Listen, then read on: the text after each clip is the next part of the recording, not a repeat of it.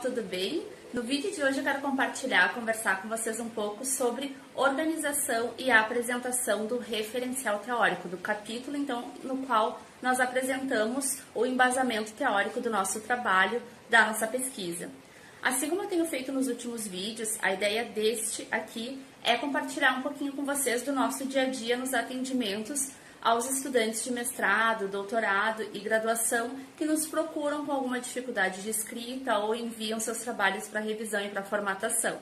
Na semana passada eu recebi um referencial teórico de um cliente nosso que fez o programa de mentoria para ingressar no mestrado, hoje ele é mestrando, e está se preparando para a banca de qualificação. Então ele está produzindo e nos enviando seus capítulos para revisão, para formatação, antes de participar da banca de qualificação. E aí a gente conversou um pouquinho com ele na semana passada, demos um feedback a respeito da estrutura do referencial teórico do trabalho dele.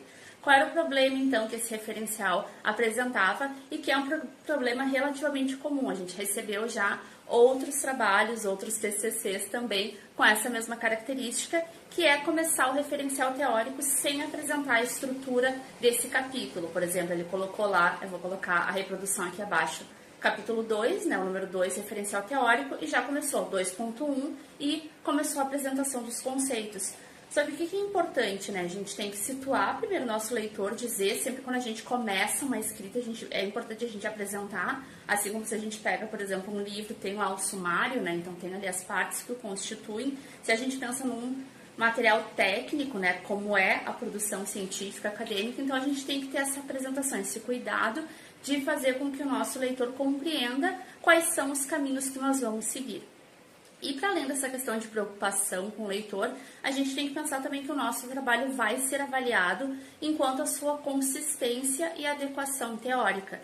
Então eu preciso mostrar para a banca que vai avaliar meu trabalho quais foram os critérios que eu utilizei para fazer as escolhas, porque a gente sempre tem que pensar que toda escrita ela é uma escolha. Se eu for pensar em qualquer área do conhecimento, em qualquer curso, em qualquer linha teórica, eu vou fazer uma escolha. Eu não consigo ler todos os livros do mundo, todos os artigos do mundo, todas as dissertações e teses, né? Eu faço algumas escolhas, eu tenho contato com alguns materiais, eu escolho algumas citações, outras eu deixo de fora. Então, é preciso ter um critério e é preciso que a banca consiga acompanhar qual é o critério ou quais foram os critérios que nós utilizamos para fazer as escolhas e para fazer a estruturação do nosso referencial teórico. E quando eu falo de critérios, a gente pode pensar em três grandes aspectos. Primeiro, se o meu referencial teórico ali, se o meu embasamento, ele partiu de uma perspectiva conceitual, digamos, eu não pensei necessariamente em um único autor, em uma única linha teórica, mas conceitos que são fundamentais para pensar o meu problema, é importante que eu explique para o meu leitor isso. Para pensar sobre estruturas de edifícios de tal tipo dentro da engenharia, eu preciso falar de 4 ou 5 conceitos que são fundamentais. Então, explicar para o leitor, né, quais são esses conceitos e por que eles são fundamentais para compreender o que você está propondo na sua pesquisa. E também é importante explicar a ordem disso, né? Digamos, pegando o exemplo da minha área, né? Minha dissertação, minha tese foram na área da linguística. Sempre quando a gente trabalha com determinadas linhas dentro do discurso, né, dentro dos estudos do texto, a gente precisa partir da compreensão do que é a linguagem em sentido amplo, depois do que é a língua e depois para abordar aspectos específicos, né? Então se parte de algo mais macro, então a linguagem no sentido geral, a língua específica, né, os idiomas, as diferentes expressões culturais, sociais, para depois chegar num problema linguístico específico. Então tem ali uma questão de recorte que vai do mais amplo para o mais específico. Outra possibilidade de organização é uma organização cronológica, temporal. Digamos, se eu estou discutindo um aspecto, sei lá, se eu vou pensar em adoção dentro da psicologia, eu posso começar a discutir isso falando dos estudos. Na década de 70 havia uma compreensão geral na área sobre a adoção nesse sentido, considerava essas instituições de acolhimento dessa forma, etc. e tal. Depois, nos anos 90, com a chegada da teoria X, houve uma evolução e os estudos psicológicos começaram a considerar a adoção a partir dessa perspectiva. Então, vejam que aqui eu estou adotando uma questão, um critério ali cronológico, uma evolução, né, a partir do tempo tal até o tempo tal, para discutir o o meu assunto, né, o meu tema. Essa é uma outra possibilidade. Então, eu posso fazer um recorte pensando em conceitos, em temas. Eu posso fazer uma apresentação no referencial teórico, estruturá-lo de modo cronológico, no sentido, né, de evolução de um tema dentro de uma área do conhecimento, né, numa área científica. E ainda eu posso fazer um recorte dentro de um referencial teórico específico, dentro de uma linha teórica.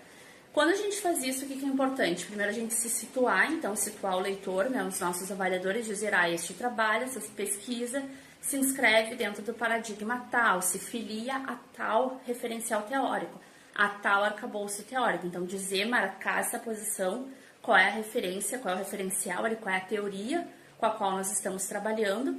E aí, a partir disso, quando a gente trabalha numa teoria fechada, de um recorte dentro de uma grande área, a gente tem que lembrar de fazer dois movimentos. Primeiro, de olhar quais foram os autores basilares, ali, fundadores, por exemplo, se eu vou discutir EJA no Brasil, quem é que teve a primeira discussão depois do método Mobral? Foi Paulo Freire, então ele traz toda uma discussão sobre educação de jovens e adultos, contextualizada, etc e tal. Então eu começo lá falando dos escritos de Paulo Freire da década de 70 e 80. Depois disso, eu posso trazer os debatedores, quais foram os continuadores dessa teoria, para por fim chegar em estudos mais atuais, em conceitos e em autores mais atuais. Então vejam que aqui eu estou seguindo a linha de uma teoria específica, de um recorte específico teórico, e aí é importante também que eu mostre isso de modo ordenado, né? Que o leitor, que o avaliador entenda qual foi o meu percurso de leitura e de que modo eu escolhi apresentar isso para o meu leitor, certo?